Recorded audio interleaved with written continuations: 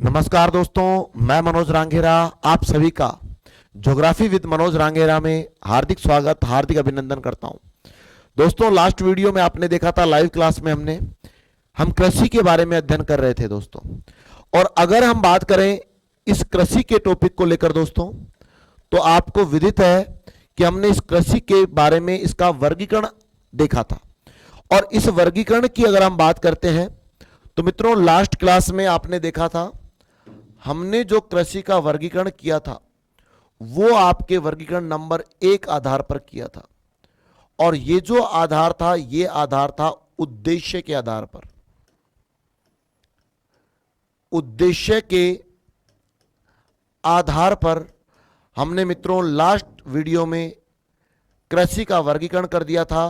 और इस कृषि को हमने 6 भागों में डिवाइड कर दिया था, विभाजित कर दिया था। नंबर 1 पर जो आपको कृषि देखने को मिली थी, आदिम कृषि या स्थानांतरित कृषि। दूसरे नंबर पर मिश्रित कृषि। तीसरे नंबर पर आपके व्यापारिक कृषि। 4 नंबर पर आपके नगद कृषि। 5 नंबर पर विशेषीकृत कृषि। और 6 नंबर पर ट्रक कृषि के बारे में अध्ययन किया था। आज इससे थोड़ा और आगे बढ़ते हैं दोस्तों। अगर हम आधार इसका दूसरा ले लें, और मित्रों दूसरे नंबर पर जो आधार लिया, वो आधार हमने लिया आपके जल की उपलब्धता के आधार पर। जल की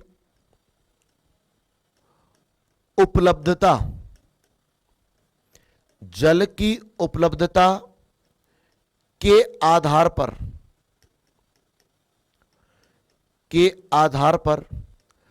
कृषि का वर्गीकरण करना चाहा। तो मित्रों पता चलता है कि जल की उपलब्धता के आधार पर कृषि जो है, इसका मित्रों हम अध्ययन करना चाहें तो इस कृषि को आपके 4 भागों में डिवाइड किया जा सकता है, 4 भागों में विभाजित किया जाता है। नंबर 1 पर हम बात करें तो आपको देखने को मिलती है शुष्क कृषि। नंबर 1 पर आपको मिलती है शुष्क कृषि। दूसरे नंबर पर आपको मित्रों पढ़ने को मिलेगी सिंचित कृषि।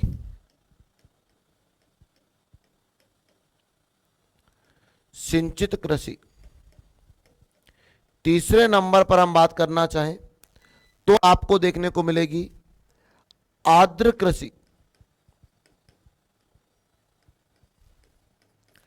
और मित्रों 4 नंबर पर बात करना चाहें तो आपको मिलेगी तर कृषि के नाम से देखने को मिलती है।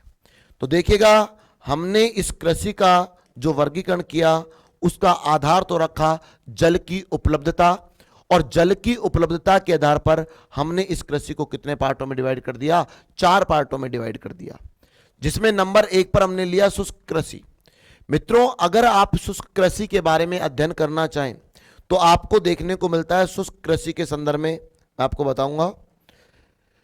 आपको शुष्क कृषि के बारे में बताया जाता है इस प्रकार की, अगर हम कृषि को लेकर चर्चा करते हैं तो इस प्रकार की कृषि में जो वर्षा की मात्रा चाहिए वो आपके 0 से 50 सेंटीमीटर यहां पर वर्षा प्राप्त होती है।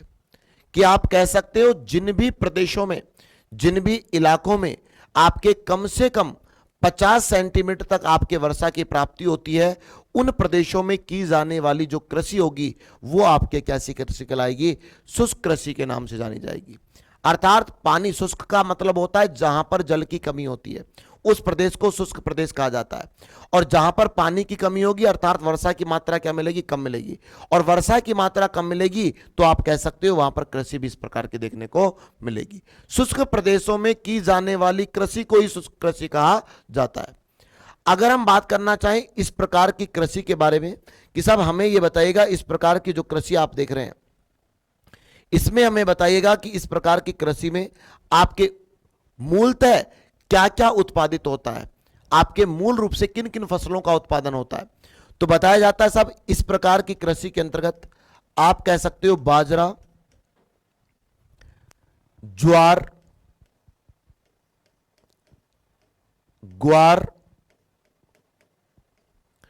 मक्का, मूंगफली,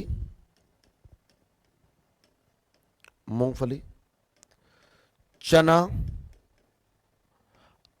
आदि मोटे अनाज वाली फसलें, मोटे अनाज वाली फसलों का आपके मित्रों यहां पर क्या होता है, उत्पादन देखने को मिलता है। क्या आप बता सकते हो मोटे अनाज वाली फसलों का यहां पर क्या होता है, उत्पादन। मोटे अनाज से तात्पर्य है मित्रों वे फसलें जो आपके अत्यधिक कैलोरी प्रदान करती है हमें, वो मित्रों मोटे अनाज वाली फसलों के नाम से जानी जाती है।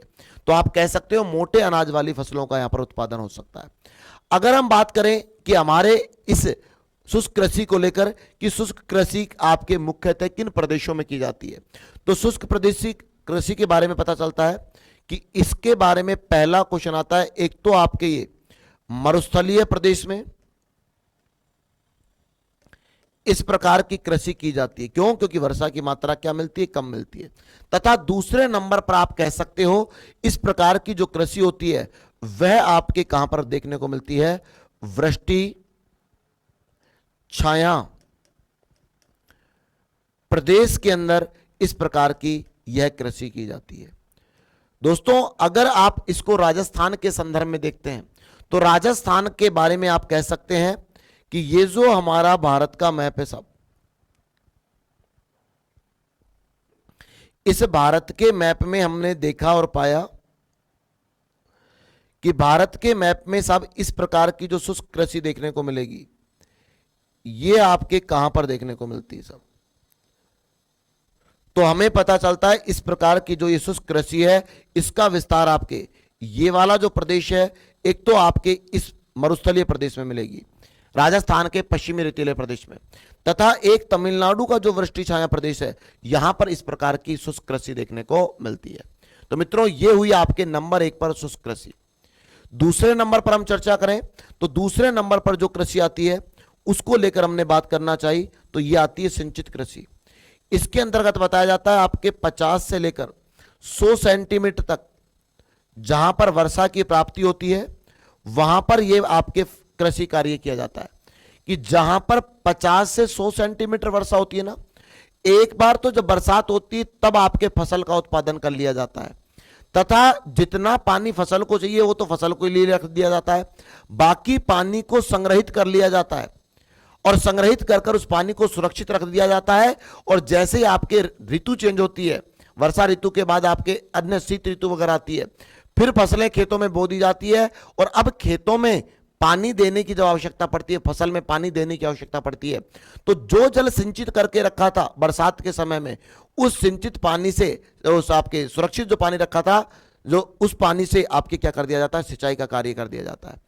तो जो फसलें सिंचाई के माध्यम से प्राप्त होती है वह आपके सिंचित कृषि के अंतर्गत आती है, जिसके अंतर्गत अधिकांशतः रबी की जो फसलें होती है वो रबी की अधिकांशतः फसलें इसके अंतर्गत आ जाती है, तथा अधिकांशतः सब्जियों का उत्पादन भी आपकी सिंचाई के माध्यम से ही किया जाता है। सिंचाई का शाब्दिक अर्थ होता है आपके कि फसलों को जब मानव के द्वारा आपके जल उपलब्ध करवाया जाता है तो वो जल उपलब्ध करवाने की जो विधि होती है वो आपके क्या कहलाती है, सिंचाई कहलाती है। और उसके माध्यम से, सिंचाई के माध्यम से जिन फसलों का उत्पादन किया जाएगा वो सिंचित कृषि के अंतर्गत देखने को मिलती है।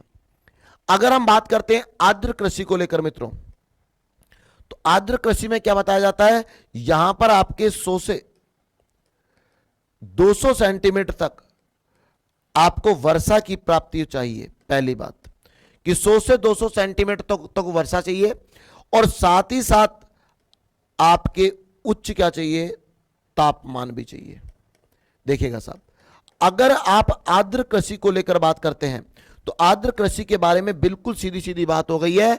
आर्द्र कृषि के अंतर्गत आपको उच्च वर्षा व उच्च तापमान की आवश्यकता होती है और ऐसी कृषि को आर्द्र कृषि के अंतर्गत रखा जाता है। और आर्द्र कृषि का हम एग्जाम्पल भी देखना चाहें, उदाहरण भी देखना चाहें, तो आप देख सकते हैं जैसे गन्ना, जूट, या कह सकते हो पटसन, ये सभी जो है ना, इन सभी की आप बात करते हैं तो इनको पानी भी ज्यादा चाहिए और आपके साथ साथ तापमान भी क्या चाहिए, उच्च चाहिए। इससे और आगे बढ़ते हैं, तर कृषि को लेकर हम बात करते हैं। तर कृषि के बारे में बताया जाता है कि इसमें वर्षा की मात्रा ना होकर इसमें बताया जाता है कि ऐसी फसलों के लिए खेतों में हमेशा जल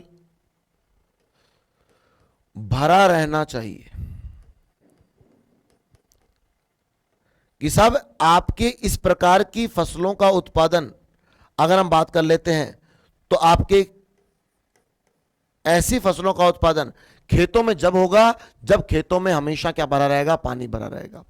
अगर आपके पानी की मात्रा कम हो गई या पानी आपके कुछ समय के लिए सूख गया तो आपके क्या होगा कि वो फसल भी पूर्णतः क्या हो जाएगी, नष्ट हो जाएगी। तो हमने कहा साहब ऐसी कौन सी फसल है जिसके अंदर पानी आपके खत्म होने पर या सूखने पर पूरी फसल ही नष्ट हो जाती है। तो ऐसी फसलों के उदाहरण के रूप में बताया जाता है, एग्जाम्पल के रूप में, जैसे आप देख लीजिएगा चावल, सिंघाड़ा,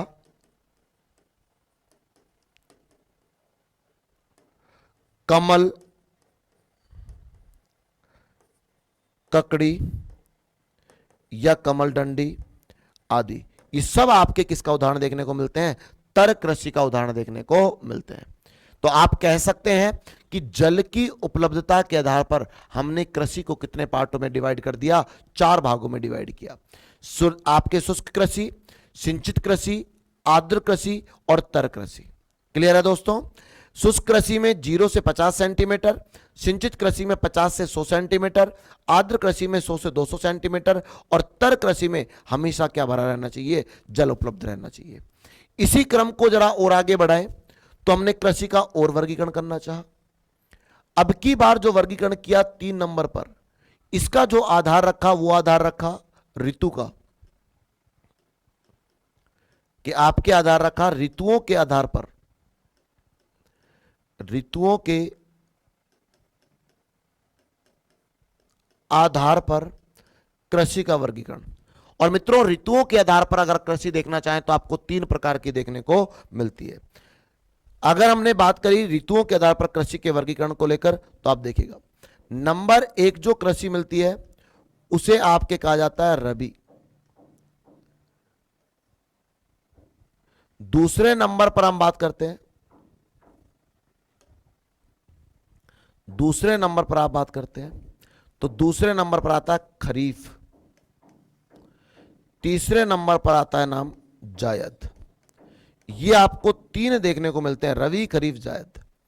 और अब इन तीनों को लेकर आप बात करते हैं तो इनके बारे में सुनिएगा कि इनके बारे में अगर आपको जानना है तो सबसे पहले आपको ये देखना पड़ेगा, ये जो आपके कृषि के प्रकार देखें इनमें 2 चीजें देखनी पड़ेगी कि रवि की कृषि जो होगी इसमें फसलों की जो बुवाई है वो आपके कब की जाएगी, पहली बात। और दूसरे नंबर पर हमने जानना चाहा इसकी कटाई कब की जाएगी।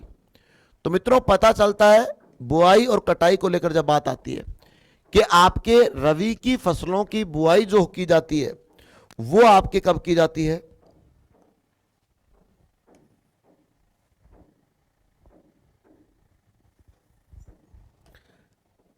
इसको लेकर हम बात करते हैं।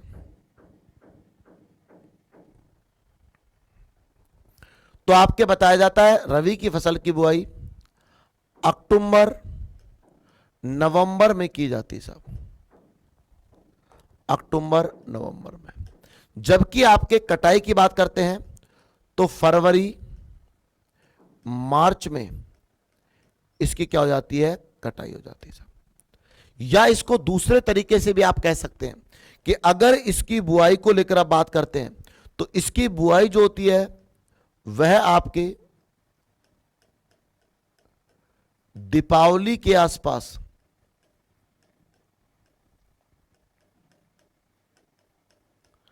दीपावली के आसपास इसकी बुआई होती है साहब। जबकि आप कह सकते हैं होली के आसपास, होली के आसपास इसकी आपके क्या होती है, कटाई देखने को मिलती है। ये आपके किसके अंदर आ जाती है, रवि के अंदर। खरीफ को लेकर हम बात करते हैं, खरीफ के बारे में सुनना। खरीफ के बारे में आता है कि इसकी बुआई के बारे में और इसकी कटाई के बारे में।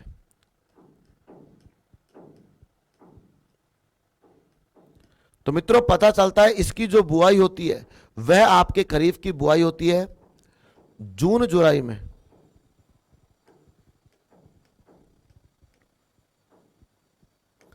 और आपके कटाई होती है सितंबर अक्टूबर में कटाई होती है।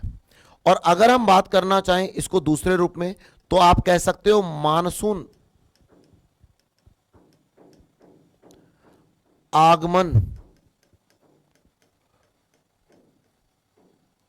आगमन पर, कि मानसून के आने पर तो आपके क्या होगी, बुआई हो जाएगी। कि जैसे ही पहली बरसात होगी तो आपके बुआई हो जाएगी। खरीफ के अंदर जैसे बाजरा वगैरह आता है ना, तो आप देखना बाजरे वगैरह का उत्पादन जो होता है जैसे ही मानसूनी बरसात होती है पहली, उसके बाद ही लोग आपके खेतों से कहां चले जाते हैं, आपके खाद बीज की दुकान पर चले जाते हैं और बीज लेने पहुंच जाते हैं, बाजरा वगैरह लेने पहुंच जाते हैं और आपके बो देते हैं। जब तक बरसात नहीं होती है सब लोग शांत रहते हैं। तो मानसून के आने पर, मानसून की पहली बरसात होने पर ही बुआई हो जाती है। और कटाई को लेकर बात करते हैं तो कटाई कब हो जाती है आपके सितंबर अक्टूबर में इसकी कटाई हो जाती है। अर्थात आप कह सकते हो दूसरे रूप में कि आपके दीपावली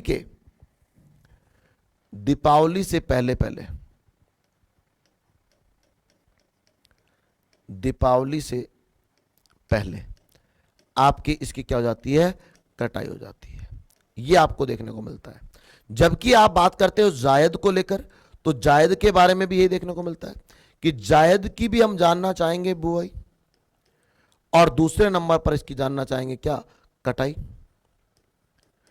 तो जायद के बारे में बताया जाता है इसको जो बोया जाता है वह आपके फरवरी मार्च में ही बोया जाता है साहब। इसको जैसे खरीफ की फसल कटती है और आपके इसे मई जून में क्या कर दिया जाता है, काट लिया जाता है।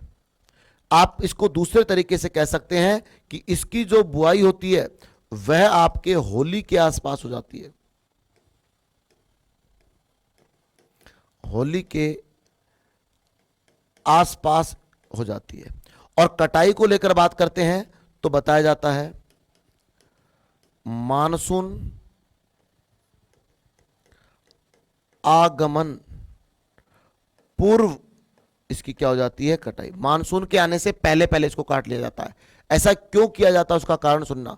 इस जायद के अंतर्गत अधिकांशतः बाड़ी वाली फसलें आती है, और अधिकांशतः जो बाड़ी वाली फसलें होती है ना, उन बाड़ी वाली फसलों में आपको क्या देखने को मिलता है कि आपके खीरा, ककड़ी, तरबूज, खरबूज, ये सब आपके बाड़ी वाली फसलें मिलती है।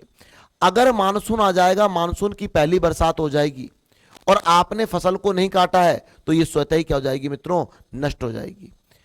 अर्थात गांव में जिसको सामान्य बोलचाल में देसी भाषा में बोल दिया जाता है बाड़ी उजड़ गई, तो आपके बाड़ी जो उजड़ती है उसके बारे में बताया जाता है कि मानसून के आने से पहले पहले जितना आपको उससे उत्पादन लेना है वो आप उत्पादन ले लीजिएगा, उतना वहां से आप उत्पादन लेकर उसको सुरक्षित रख दीजिएगा, और उसके बाद बरसात होने के बाद वो आपके पूरी क्या हो जाएगी, नष्ट हो जाएगी। तो ये हमने वर्गीकरण पढ़ा आपके किसके आधार पर, ऋतुओं के आधार पर हमने कृषि का वर्गीकरण पढ़ा। इससे मित्रों हम और आगे जब बढ़े तो हमें पता चला एक वर्गीकरण और आएगा आपके, और ये जो वर्गीकरण आता है इसे आपके कहा जाता है फसलों के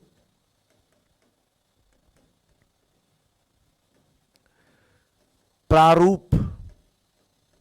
फसलों के प्रारूप के आधार पर, कि फसलों के प्रारूप के आधार पर भी कृषि का वर्गीकरण किया जाता है। और फसलों के प्रारूप के आधार पर कृषि का अगर आप वर्गीकरण करेंगे तो आप देखिएगा फसलों के प्रारूप के आधार पर कृषि को मुख्यतः मित्रों आपके 3 भागों में डिवाइड किया जाता है। पहले नंबर पर जो फसल होती है उसे कहा जाता है एकल फसलीय कृषि। एकल फसलीय कृषि के नाम से इसे जाना जाता है। जबकि दूसरे नंबर की जो होती है उसे आपके कहा जाता है द्विफसलीय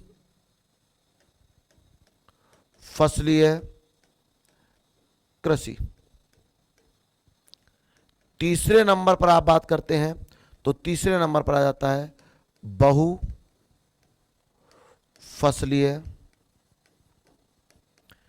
कृषि के नाम से इसे आपके जाना जाता है। और अगर तीनों को लेकर हम बात करें तो सुनिएगा, एकल फसलीय कृषि को एक दूसरे नाम से भी जाना जाता है, इसे आपके कह दिया जाता है मोनोकल्चर। मोनोकल्चर के नाम से भी जाना जाता है। दूसरे नंबर पर हम बात करते हैं, इसको आपके कहा जाता है डियोकल्चर।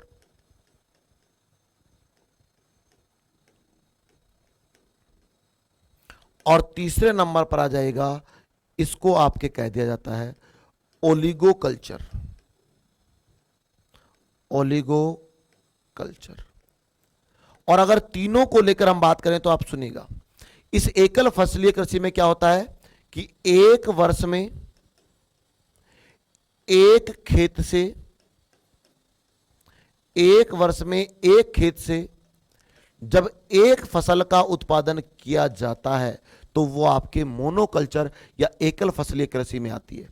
कि जहां पर मरुस्थलीय प्रदेश है, जहां पर लोग आपके केवल फसल उत्पादन का जरिया उनका जो है वो आपके बरसात है, कि बरसात हो जाएगी, मानसून आ जाएगा तो खेत से फसल हो जाएगी।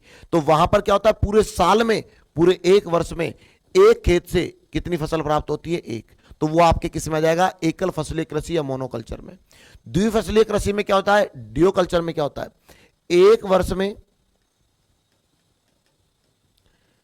एक खेत से जब आपके दो फसलें प्राप्त की जाती है तो ये आपके डियोकल्चर या द्विफसलीय कृषि कहलाता है। और जब आपके एक वर्ष में एक खेत से दो से अधिक, दो फसल से अधिक आपके कृषि कार्य किया जाता है तो वह आपके ओलिगोकल्चर कहलाता है। याद रखना, अगर आपके बात आ जाती है मिश्रित खेती की, सुनना ये अलग सिस्टम है। अगर आपके बात आती है मिश्रित खेती की तो मिश्रित खेती अलग चीज है साहब। मिश्रित खेती में क्या होता है कि इस मिश्रित खेती में आप पाएंगे कि एक साथ एक खेत में दो फसलें प्राप्त करना। जैसे उदाहरण बताता हूं आपको, देखने को मिलेगा कि जब आपके सरसों गेहूं वगैरह बोते हैं तो साथ साथ में मूली भी बो देते हैं साहब, बीच बीच में मूली का बीज भी डाल देते हैं, तो आपके उसके साथ साथ मूली भी उत्पादित हो जाती है। तो खेत कितना था, खेत एक था, और एक खेत में एक ही समय पर आपकी कितनी फसलें प्राप्त कर ली, दो फसलें प्राप्त कर ली। ऐसा आप अक्सर देखेंगे। तो ये किसके अंतर्गत आ जाएगा, ये आपके मिश्रित खेती के अंतर्गत आपको देखने को मिलता है। तो मित्रों, ये आपके कृषि का वर्गीकरण आपको देखने को मिलेगा। अब इससे जरा और आगे बढ़ते हैं तो अब हमें एग्जाम में फसलों के बारे में भी क्वेश्चन मिलते हैं कि फसलें, कौन सी फसल का उत्पादन कहां पर ज्यादा होता है। तो अगर इन फसलों को पढ़ना चाहते हो तो फसलों को पढ़ने के लिए आपको याद रखने का पड़ेगा कि फसलों की उपयोगिता, फसलों की उपयोगिता के आधार पर, उपयोगिता के आधार पर हम इनका करना चाहेंगे वर्गीकरण कि फसलों को हम कितने भागों में बांट सकते हैं। कृषि की बात नहीं हो रही है, यहां पर फसलों की बात हो रही है कि फसलों को कितने रूप में हम उपयोग करते हैं, उसके आधार पर हम उसको कितने भागों में मुख्यतः बांट सकते हैं। तो बताया जाता है फसलों की उपयोगिता के आधार पर नंबर एक पर फसल कहा जाता है खाद्यान्न फसल। खाद्यान्न फसल से तात्पर्य है वे फसलें जिनको हम प्रतिदिन भोजन के रूप में प्रयुक्त करते हैं, वे सारी फसलें खाद्यान्न फसलों में पढ़ने को मिलेगी। गेहूं, चावल वगैरह सब चीजें उसमें पढ़ने को मिलेगी, ठीक है ना, बाजरा वगैरह सब। दूसरे नंबर पर आप बात करते हो व्यवसायिक फसलें आपको पढ़ने को मिलेगी कि वे फसलें जिनका मूल उद्देश्य व्यवसाय करना होता है और उन फसलों से आपके व्यवसायिक क्रिया संपन्न होती है, वे सब फसलें किस में आ जाएगी, व्यवसायिक फसलों में आ जाएगी। तीसरे नंबर पर आप पढ़ने को मिलेगा पेय फसलें। जो फसलें आपको पेय पदार्थ के रूप में प्रयुक्त होती है वे फसलें पेय फसलें कहलाएगी, जैसे आप चाय, कॉफी वगैरह ये कह सकते हैं। 4 नंबर पर आपको पढ़ने को मिलेगा रेशेदार फसलें। वे फसलें जिनसे आपको रेशा प्राप्त होता है और आपके वे रेशेदार फसलों के अंदर आ जाएगी। जैसे आप कह सकते हैं कपास हो गया, जूट हो गया, अलसी हो गया, ये सब रेशेदार फसलों में आ जाएगी। और 5 नंबर पर मित्रों आपको पढ़ने को मिलेगा मादक फसलें। मादक फसलों को ही आपके फसलों को ही आपके उद्दीपक फसलें भी कहा जाता है। उद्दीपक फसलें भी कहा जाता है। वे फसलें जो आपके नशा उत्पन्न करती हो वे मादक फसलें कहलाती हैं, या जिनको सेवन करने पर आपके उत्तेजनाएं पैदा हो जाती हो, आपके वे उद्दीपक फसलों के नाम से भी जानी जाती है। इसके अंतर्गत अफीम हो गया, तमाकू हो गया, ये सब चीजें जो नशे वाली चीजें हैं वो सब आपकी किस में आ जाएगी, मादक फसलों के अंदर देखने को मिलती है। अब इसके बाद मित्रों हम एक एक को लेकर इन सभी के बारे में विस्तार के साथ चर्चा करेंगे। इसके अंदर जितनी भी फसलें आएगी वो पढ़ेंगे, इसमें सारी फसलें पढ़ेंगे, इसमें अधिकांशतः फसलें पढ़ेंगे। इन सभी में अलग अलग फसलें आपको एक एक कर विस्तार से पढ़ने को मिलेगी। और ये जो आपको चीजें पढ़ने को मिलेगी वो आपको नेक्स्ट वीडियो में पढ़ने को मिलेगी। तब तक के लिए दोस्तों जय हिंद, जय भारत। जिन भी दोस्तों ने चैनल को सब्सक्राइब नहीं किया है वो सब्सक्राइब कर दीजिएगा और लाइक व शेयर करना ना भूलें। धन्यवाद।